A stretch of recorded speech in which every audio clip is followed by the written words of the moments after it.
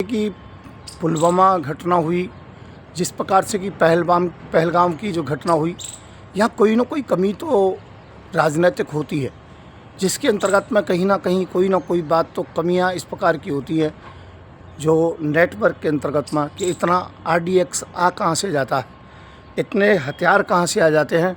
क्योंकि ये मैं नहीं कह रहा हूँ, ये मोदी जी का प्रश्न है। मैं मोदी जी के प्रश्न को ही दोहरा रहा हूँ कि चौक चौबंद हैं चार तरफ से जो कि सीमाएँ, तो आखिरकार ये आतंकवादी आ कहाँ से जाते हैं। मोदी जी आपको इस बात का भी जवाब साथ साथ जनता को देना चाहिए। और दूसरा, फिर ये नाटकबाजी छोड़ देनी चाहिए कि पाकिस्तानी चले जाएं, ये हो जाए वो हो जाए। अरे जो करना है कर दीजिए, आपको क्या करना है, निर्णय क्या लेना है, आप अच्छी प्रकार से जानते हो। और फिर सबसे बड़ा जनता का प्रश्न है, ये मेरा प्रश्न नहीं है कि मुझे इस प्रश्न से कोई लेन देन नहीं, कि चुनाव के नज़दीक आने पर ही ऐसी घटनाएं क्यों होती हैं और फिर ये मुद्दे चुनाव के अंतर्गत में गहराए जाते हैं। तो ये चुनावी मुद्दा नहीं है, ये देश का मुद्दा है। आज विपक्ष आपके साथ में है। आज ना आप राहुल गांधी को उंगली उठा सकते हो, ना ओवैसी को उठा सकते हो, आप ना अखिलेश को उठा सकते हो, किसी को उंगली उठाने की स्थिति नहीं आपकी। ये सब आपके साथ है, पूरा देश आपके साथ है, पक्ष विपक्ष आपके साथ है। फिर देरी किस बात की, जो करना है करिए, पर देश के साथ तो पूरी वफादारी होनी चाहिए। पहले तो ये तो देखो आखिरकार इतना RDX कैसे आया। पुलवामा की अभी तक निष्पक्ष जांच नहीं हुई, जिसमें मुझे खुद जेल भोगनी पड़ी जब मैंने ये कह दिया था मैं कि सरकार का इसमें हाथ है। मैं आज इस बात के लिए फिर कह रहा हूँ, विवश होकर के कह रहा हूँ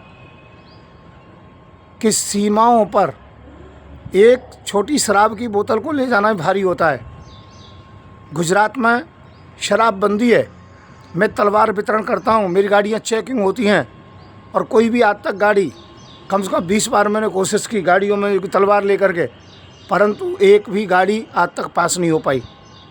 मैं आपको ये कहना चाहता हूँ, दिल्ली बॉर्डर पर कई बार कोशिश किसी बात की जाती है, परंतु हर बार हमें नाकामयाबी मिलती है। ध्यान रखें, क्योंकि मैं पूजा की तलवार बांटता हूँ, केवल धार्मिक तलवार बांटता हूँ, हिंसा से कोई संबंध नहीं है।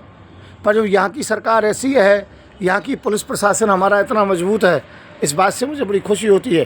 तो आप ये बताइए, आखिरकार बॉर्डर पर इतनी कैसे भूल हो सकती है कि इतना RDX आ जाए, इतने हथियार आ जाएं, इतनी तलवार आ जाएं, और फिर इसके अलावा वहाँ पर इतना पूछने का समय कैसे मिल गया आतंकवादियों के लिए कि तुम हिंदू हो कि मुसलमान हो।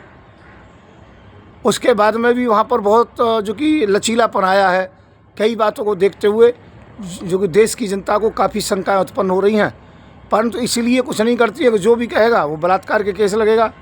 मैंने जब कहा था तो मेरे ऊपर 8 बलात्कार के केस लगे थे और मुझे जेल हुई थी, तिहाड़ की अलग हुई थी, मथुरा की अलग हुई थी, कई जगह पे जेल हुई थी, जिनका खामियाजा आज भी भुगत रहा हूँ।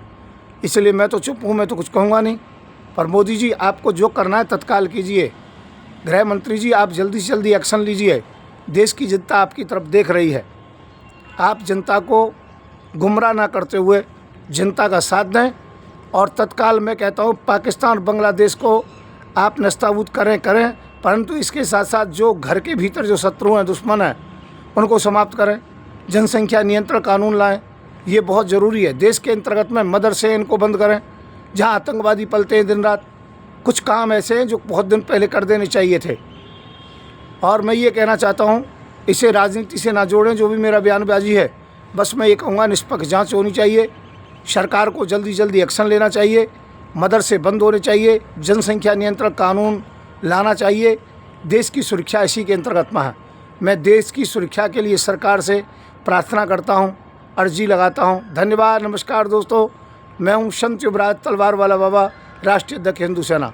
जय श्री राम।